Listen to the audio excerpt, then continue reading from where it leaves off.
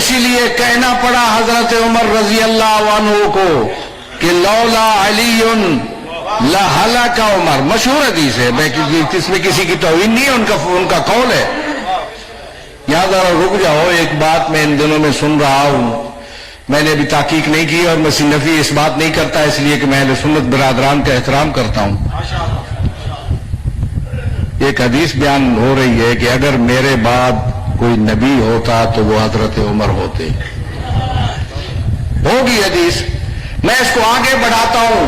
اگر پیغمبر کے بعد کوئی نبی ہوتا تو وہ عمر ہوتا، اور عمر اگر علی نہ ہوتے تو عمر تباہ ہو چکا ہوتا.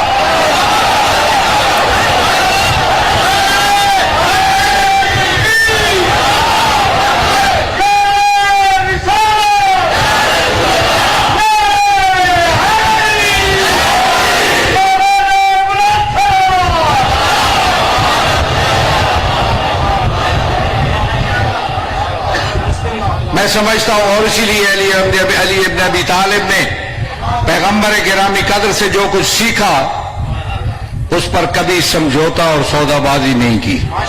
اصولوں پر علی نے کبھی سودا بازی نہیں کی.